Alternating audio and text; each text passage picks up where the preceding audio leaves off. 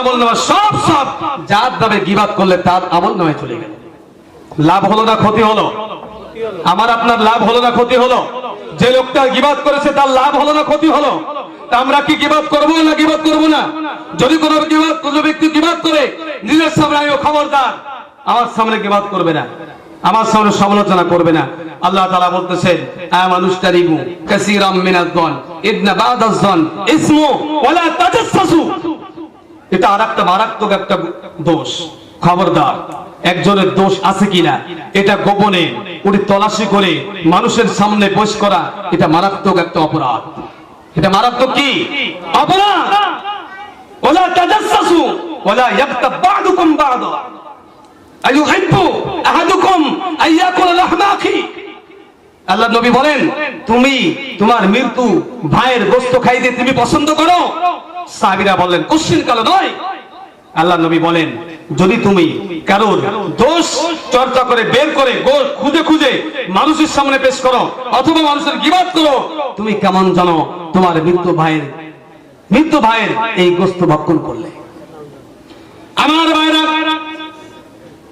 ইমাম মালিক রাহমাতুল্লাহ আলাইহি জল্লাদকে ডাকলেন। জল্লাদ ডাকার পরে মহিলাকে প্রহার শুরু করে দিলেন। একটা দুইটা বাড়িতে আঘাত করতে করতে ৭৯টা আঘাত করলেন, কিন্তু হাতটা রানের থেকে ছুটতেছে না, হাতটা নাড়ার থেকে ছোটে না। ইমাম মালিক রাহমাতুল্লাহ আলাইহি জল্লাদকে থামাই দিলেন। জল্লাদের থামক। ১ থেকে নিয়ে ৭৯টা পর্যন্ত বেত্রাঘাত করা হলো, এখনো পর্যন্ত মহিলার হাত ওখান থেকে ছোটে নাই। তার মানে মহিলা যদি আর একটা বেত্রাঘাত করার পরে মহিলার হাত যদি তার রানের থেকে না সরে, কোনো উপায় নেই, কোনো ফতোয়া চলবে না। এই মহিলাকে মৃত মহিলার সঙ্গে জীবিত কবর দিতে হবে। ইমাম মালিক রাহমাতুল্লাহ আলাইহি কিছুক্ষণ ধ্যান করলেন, আল্লাহর কাছে দোয়া করলেন, রব্বুল আলামিন এই মহিলাকে আল্লাহ তোমার কাছে তওবা করে আল্লাহ তুমি তাকে মাফ করে দাও। সমস্ত মানুষ যখন এরকম ভাবে আলোচনা করতেছেন, আল্লাহর কাছে তওবা করলেন, মহিলাও তওবা করলেন। এবার ইমাম মালিক রাহমাতুল্লাহ আলাইহি এবার জল্লাদকে বললেন, জল্লাদ আরেকটা বাড়ি যখন রয়েছে এই বাড়িতে আঘাত করো। মহিলার পিঠের পরে যখন জল্লাদ বেদের আরেকটা আঘাত করলেন, ৮০টা আঘাত যখন পূর্ণ হয়ে গেল, সাথে সাথে রানের থেকে তার হাতটা আলাদা হয়ে গেছে।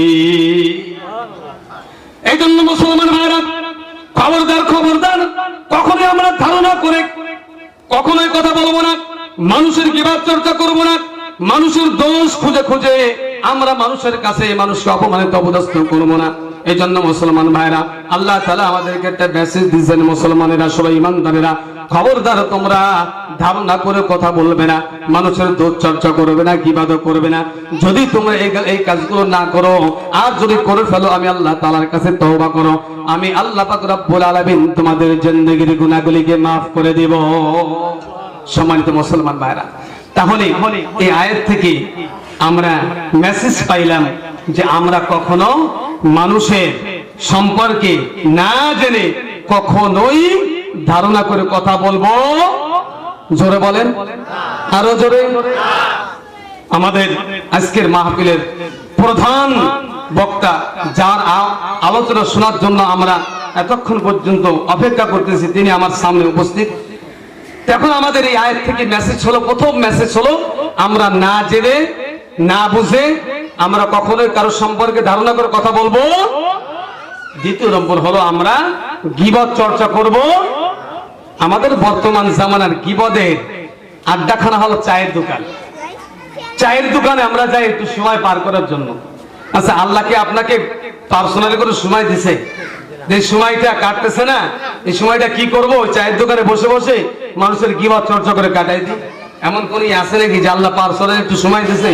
ওই সময়টা আল্লাহু আকবার, যত কোরআনের আয়াতের ভিতরে হাদিসের ভিতরে যা কিছু বলা হয়েছে কিয়ামতের ময়দানে আফসোস করবে মানুষ যে সম্পর্কে, সব থেকে বেশি আফসোস করবে ওই সময়ের জন্য যেই সময়টা আল্লাহর জিকির ছাড়া, আল্লাহর তেলাওয়াত ছাড়া, আল্লাহর স্মরণ ছাড়া মানুষের কাছ থেকে অতিবাহিত হয়েছে। ওই সময় সম্পর্কে আল্লাহর কাছে কিয়ামতের ময়দানে আফসোস করবে, আল্লাহ অমুক বান্দা আমারই ভাই, আমার পাশে, আমার এলাকায়, আমার মহল্লায় ছিল, সে আমার সঙ্গে জিকির বেশি করে করে, তেলাওয়াত বেশি করে করে সেই রকম ভাবে জান্নাতি হয়ে গেছে, মর্যাদা বেশি হয়ে গেছে, আমি মর্যাদাশীল হতে পারি নাই। এই জন্য আফসোস করবে, যাতে ওই আফসোস না হয়।